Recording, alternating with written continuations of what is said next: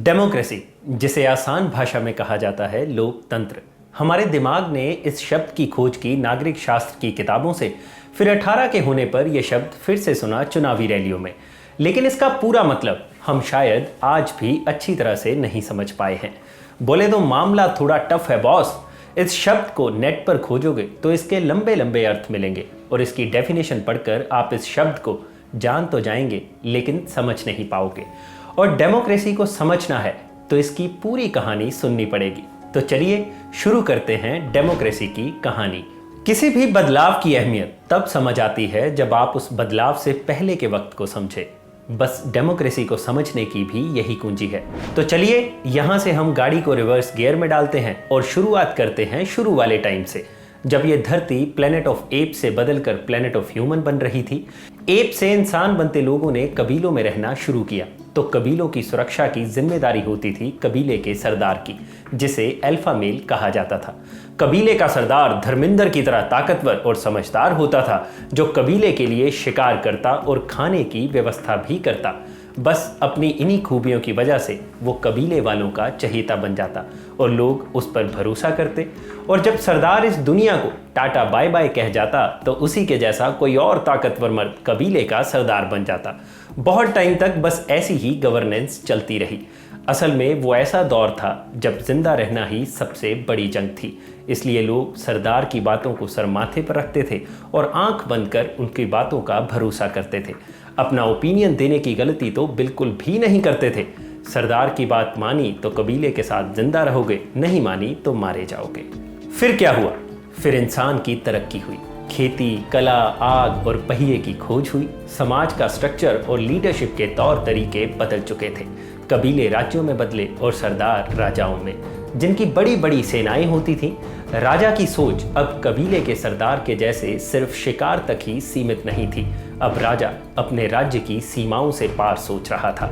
किस तरह राज्य को बढ़ाया जाए और कैसे सेना को कंट्रोल किया जाए।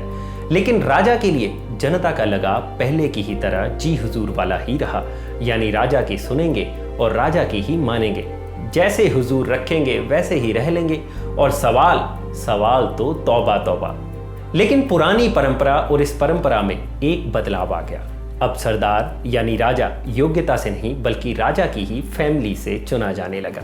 बेटा चाहे जैसा भी हो, राजा का खून है तो राजा तो भैया यही बनेगा। इस तरह राजतंत्र यानी मोनार्की की शुरुआत हुई। इस तरह की गवर्नेंस लंबे टाइम तक दुनिया में रही। कुछ देशों में तो आज भी चल रही है। वैसे राजतंत्र की एक सबसे खराब बात है कि इसमें राजा अपनी मर्जी का मालिक बन जाता है। वो कभी जनता से पूछने नहीं जाता कि क्या करें क्या नहीं। राजा की मर्जी हो तो जनता से पूछ लेगा, मर्जी नहीं हुई तो उसका कौन सा कोई कुछ बिगाड़ लेगा, क्योंकि अपने दरबार में तो राजा ही जज होता है और राजा ही वकील।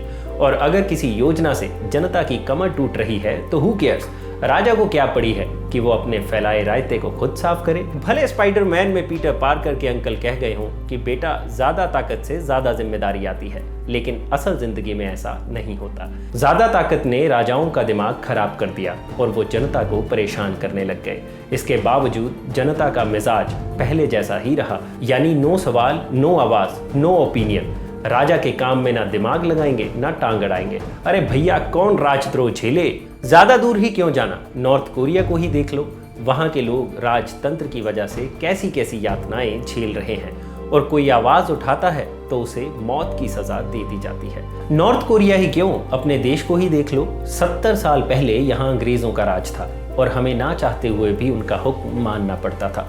कोई उनके खिलाफ झंडा उठाता तो उसे जेल में डाल दिया जाता या फिर सूली पर लटका दिया जाता था। आम लोगों को लगता था कि वो सिर्फ राज करने के लिए पैदा हुए हैं और हम उनका हुक्म बजाने के लिए। खैर अब तो आप समझ ही गए होंगे, ये जो तरीका है या इस टाइप की जो गवर्नेंस है वो डेमोक्रेसी बिल्कुल नहीं है। सदियों तक ऐसा ही चलता रहा, लेकिन फिर कुछ क्रांतिकारी टाइप लोगों को लगा कि बस अब और नहीं। ये डेमोक्रेसी की शुरुआत थी।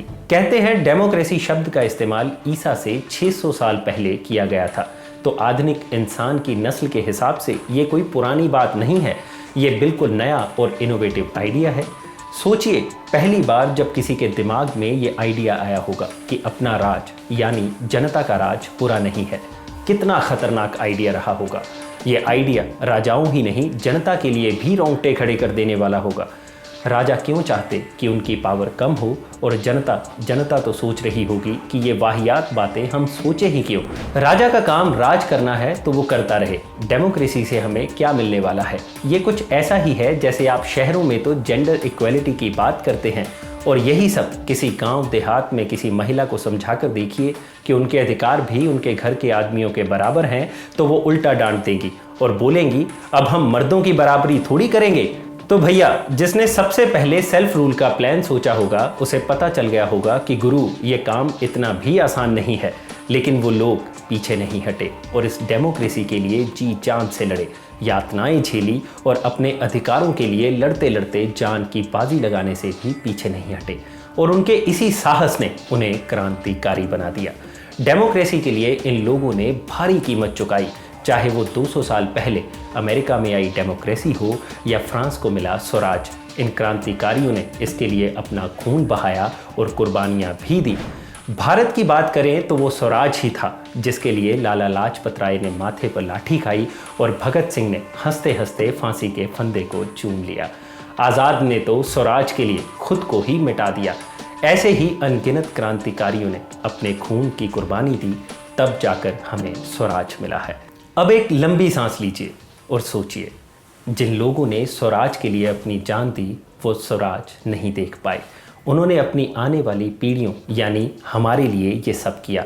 तो एक बात तो आप समझ ही गए होंगे कि स्वराज कोई हलवा नहीं था जो गरम गरम हमारे सामने परोस दिया गया। हमारे आपके जैसे इंसानों ने अपना खून बहाया है, यातनाएं झेली हैं, तब जाकर हमें अपना स्वराज हासिल हुआ है।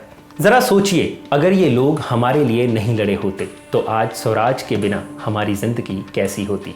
कॉफ़ी शॉप में च्युइंगम चबाते और कैपेचिनो पीते हुए आप उनकी सर्विस की भी शिकायत नहीं कर पाते। टूटी सड़कों के लिए सरकार पर सवाल करना तो बड़ी दूर की बात थी। अब अगर आप डेमोक्रेसी या स्वराज का मतलब समझ ही गए होंगे तो लगे हाथ ये भी समझ ही लीजिए कि अपना खुद का राज किया कैसे जाता है, क्योंकि हम में से ना तो कोई नेता है और ना ही हमें सरकार चलाने का कोई तजुर्बा है।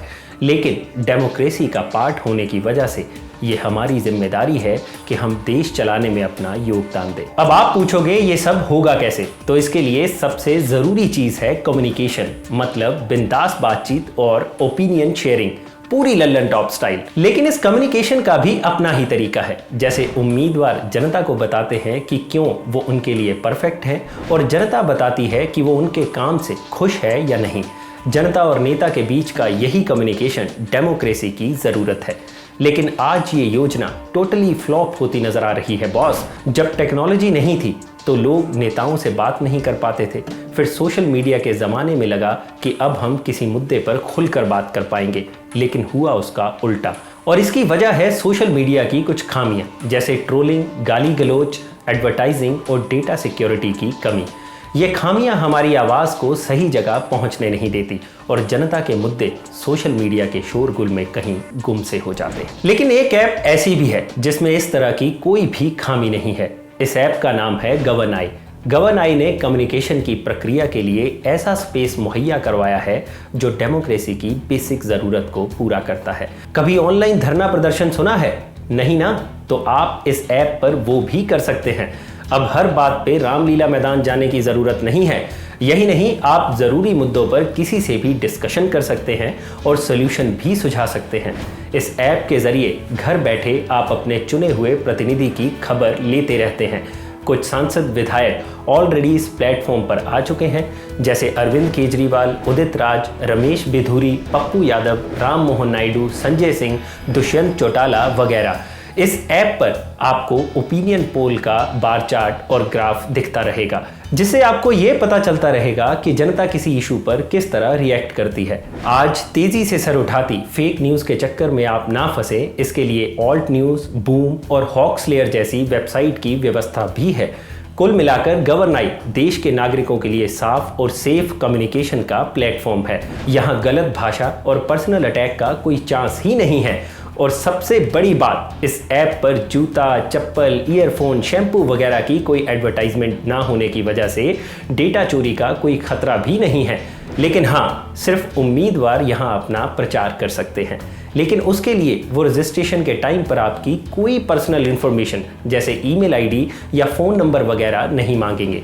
है ना मज़ेदार? तो गुरु गवर्न आई का ऐप फ्री में डाउनलोड करो और हो जाओ शुरू। लेकिन फिर बताए देते हैं कि ये कम्युनिकेशन की प्रक्रिया डेमोक्रेसी का दूसरा स्टेप है। पहला स्टेप तो अभी भी वही है, यानी सेल्फ रूल, जो कहता है अपनी शर्तों पर खुलकर जीना हमारा जन्मसिद्ध अधिकार है और हमें ये कभी नहीं भूलना चाहिए कि इस आज़ादी के लिए हमारे महान पूर्वजों ने अपना खून बहाया, कुर्बानियाँ दी, ताकि उनकी आने वाली पीढ़ियाँ किसी राजा की गुलाम बनकर ना रहें। आज हमें उनके जैसी कुर्बानियाँ देने की ज़रूरत नहीं है। ज़रूरत है तो सिर्फ जनता के राज का जो आइडिया हमारे पूर्वजों ने हमें दिया, उसे ठीक से समझने की। अगर आप आज डेमोक्रेसी को बनाए रखने के लिए आवाज़ नहीं उठाएंगे तो याद रखिए, इतिहास हमें फिर से वहीं ले जाएगा जहां फिर से कोई राजा हम पर राज कर रहा होगा और हमारी आने वाली पीढ़ियां उसकी गुलाम होंगी।